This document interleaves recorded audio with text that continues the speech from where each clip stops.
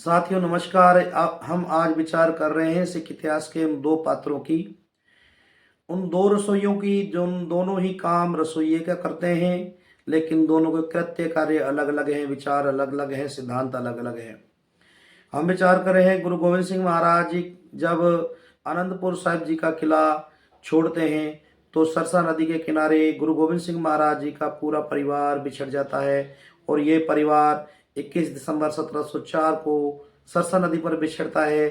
तो कभी बिछड़ मिल ही नहीं पाता, आपस में कभी इनकी मुलाकात मेल मिलाप हुआ ही नहीं। गुरु गोविंद सिंह जी का एक हिस्सा गुरु गोविंद सिंह महाराज जी के साथ बड़े फर्जंद बाबा अजीत सिंह और बाबा जुझार सिंह जी, और एक परिवार का हिस्सा बिछड़कर अलग हो जाता है। भाई मनी सिंह जी, माता सुंदर कौर और माता साहेब कौर जी। एक हिस्सा होता है गुरु गोविंद सिंह महाराज जी के छोटे फर्जंद बाबा जोरावर सिंह और बाबा फतेह सिंह जी, साथ में माता गुजर कौर जी। ये साथियों बिछड़कर परिवार सरसा नदी के किनारे रहने वाले कुंभ माशकी के यहाँ झोपड़ी में रात बिताते हैं। माता गुजर कौर और छोटे साहिबजादे तकरीबन 2 दिन यहाँ बिताते हैं। यहाँ पर माता गुजर कौर और छोटे साहिबजादों की सेवा टहल एक औरत लक्ष्मणी द्वारा की जाती है, जो साहिबजादों की और माता गुजर कौर के रोटी पानी की सेवा करती है। इस बात का जब पता चलता है, गंगू रसोइया जो गुरु घर में 20-22 साल वर्ष रसोइया रहा था, तो वो उन्हें लेने के लिए आ गया। माता गुजर कौर और साहिबजादों को अपने साथ अपने गांव सहेड़ी ले गया, जिसे आजकल खेड़ी के नाम से जाना जाता है। साथियों, गंगू जाति से ब्राह्मण था और गुरु घर में लांगरी की सेवा करता था और बड़ा सेवा भाव वाला था। लेकिन कहते हैं कि मनुष्य की बुद्धि और दूध कब फट जाए कोई भरोसा नहीं। गंगू के साथ भी ऐसा ही हुआ।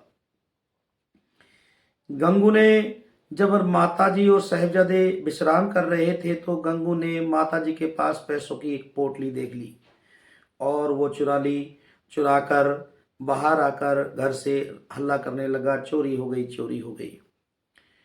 माता जी ने गंगू को बुलाया, गंगू अगर तुझे पैसों की जरूरत थी तो मांग लेता बेटा, ऐसे चोरी करके हल्ला क्यों कर रहा है? हमारे यहाँ चारों तरफ दुश्मन हमारे घूम रहे हैं, जगह जगह मुखबिर घूम रहे हैं, ऐसा मत करो। तो उल्टा गंगू ने माता से कहा, मैंने आपको शरण दी, आपको भोजन खिलाया, आपकी सेवा की, आप मुझे ही चोर बना रहे हैं।